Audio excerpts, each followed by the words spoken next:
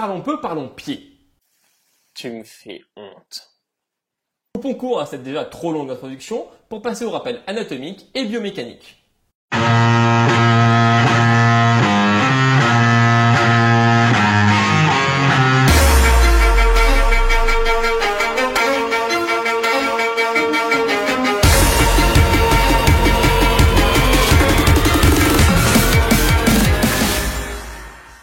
On peut décomposer le pied en 3 palettes, une médiale encastrée, stable et peu mobile, et 2 latérales plus mobiles.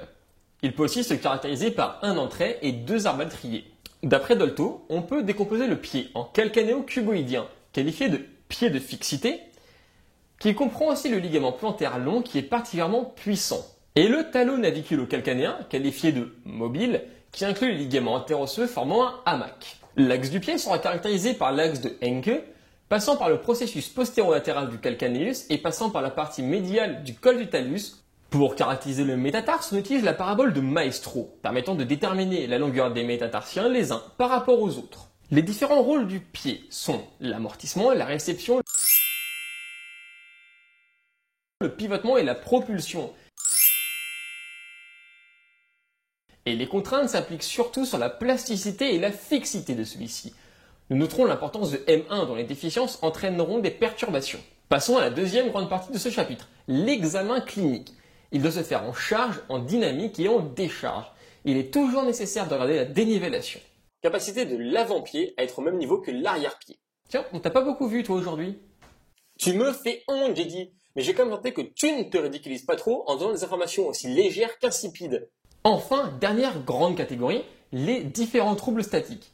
Il existe des troubles en torsion, Torsion fémoro-tibiale, torsion tibiale externe.